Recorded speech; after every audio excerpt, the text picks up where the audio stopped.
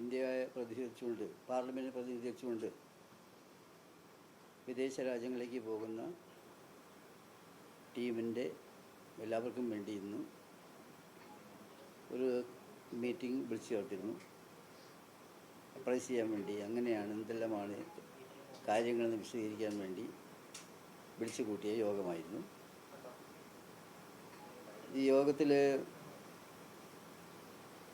ഞങ്ങൾക്ക് നിയോഗിക്കപ്പെട്ട ഒരു ദൗത്യം എന്ന് പറയുന്നത് വളരെ വലിയൊരു ദൗത്യമാണ്.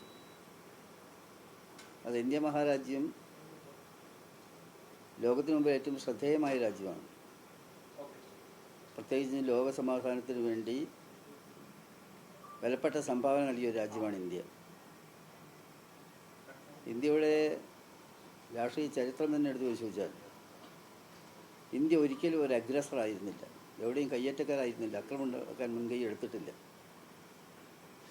ഇന്ത്യ എല്ലാ ഘട്ടത്തിലും ഡിഫെൻസീവായിട്ടുള്ള ഒരു സമീപന രീതിയാണ് എടുത്തത്. ആരുമായും ഒരു കടന്നുകയറ്റം നടത്തി ഒരു ആക്രമണം നടക്കുന്ന പാരമ്പര്യം ഇന്ത്യക്കില്ല. ഇന്ത്യൻ പ്രധാനമന്ത്രിമാരടക്കമുള്ള എല്ലാവരും, പ്രത്യേകിച്ചും പണ്ഡിറ്റ്ജിയുടെ കാലഘട്ടം തൊട്ട് നോക്കുകയാണെങ്കിൽ ഇന്ന് വരെയുള്ള കാര്യങ്ങളിൽ ഇന്ത്യയുടെ അങ്ങനെ കയറി അക്രമം ഉണ്ടാക്കുന്ന പാരമ്പര്യം ഇല്ലെന്നതിൻ്റെ തെളിവാണ് നമുക്ക് കാണാൻ സാധിക്കുന്നത്. അപ്പോൾ ഇപ്പോൾ ഇന്ത്യയിൽ വന്നിട്ടുള്ള ഈ സംഭവവികാസങ്ങൾ, പഹൽഗാമിലെ സംഭവങ്ങളും അതിനുശേഷം ഓപ്പറേഷൻ സിന്ദൂറിൻ്റെയുമായിട്ട് ബന്ധപ്പെട്ട വാറും, അതിനെ സംബന്ധിച്ചിടത്തോളം സമീപന രീതി എടുത്ത് പരിശോധിച്ചാൽ ഇന്ത്യ അക്കാര്യത്തൊക്കെ ന്യായമായ സമീപനം മാത്രമാണ് എടുത്തിട്ടുള്ളത്. പാകിസ്ഥാൻ ഇന്ത്യക്ക് നേരെ ഒരുപാട് കാലഘട്ടത്തിൽ പല ഘട്ടങ്ങളിലായിട്ട് പല വിധത്തിലുള്ള കയ്യേറ്റങ്ങളും തീവ്രവാദ സമീപനങ്ങളും അവർക്ക് പരിശീലനം കൊടുക്കലും അവർ ഇന്ത്യയിലേക്ക് അയക്കലും ഒക്കെ എത്രയോ കാലമായി തുടങ്ങിയ സംഗതിയാണ്. ഇപ്പോഴത്തെ സംഭവവികാസം വളരെ വളരെ രൂക്ഷമാണ്, എല്ലാവരെയും അമ്പരിപ്പിക്കുന്ന സംഗതിയാണ്. 26ഓളം ആളുകൾ, നിരപരാധികളായിട്ട് 20ഓളം ആളുകൾ പഹൽഗാമിൽ അവർ കൊലയപ്പെട്ടു. അപ്പോൾ അതിൻ്റെ പിന്നിൽ തീർച്ചയായിട്ടും പാകിസ്ഥാൻ തന്നെയാണ്. കാരണം പാകിസ്ഥാൻ യുണൈറ്റഡ് നേഷൻസിൽ വന്ന ഡിസ്കഷനിൽ പോലും അതിൽ തീവ്രവാദ സമീപനങ്ങളെ തള്ളി പറഞ്ഞിട്ടില്ല. മാത്രമല്ല കഴിഞ്ഞ കാലത്ത് ഇത്തരത്തിലുള്ള എല്ലാ ആക്രമണങ്ങളും നോക്കുകയാണെങ്കിലും അതിൻ്റെ പിന്നിൽ പാകിസ്ഥാൻ ഉണ്ടായിരുന്നു എന്നത് യാഥാർത്ഥ്യമാണ്.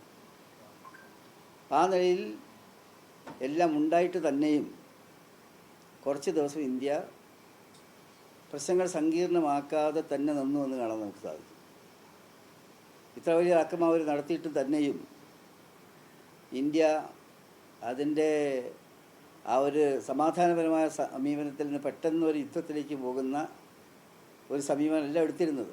പക്ഷെ പാകിസ്ഥാൻ കൂടുതൽ പ്രശ്നങ്ങൾ സങ്കീർണമാക്കുന്ന ഘട്ടം വന്ന സമയത്ത് പാകിസ്ഥാൻ ഇന്ത്യക്ക് നേരെ ഇങ്ങനെ ഏറ്റവും നിഷ്ഠമായ വിധത്തിൽ ഇത്തരം നീക്കങ്ങൾ നടന്നപ്പോൾ ഇന്ത്യ തിരിച്ചടിച്ചു, ശക്തിയായിട്ട് ഇന്ത്യ തിരിച്ചടിച്ചു. പാകിസ്ഥാൻ്റെ എല്ലാ കുബുദ്ധിയെയും പരാജയപ്പെടുത്തുന്ന വിധത്തിൽ ഇന്ത്യ നന്നായിട്ട് ആ കാര്യത്തിൽ പെർഫോം ചെയ്തു. അത് എല്ലാവർക്കും ശരിക്കും പറഞ്ഞാൽ അഭിമാനമുണ്ട്.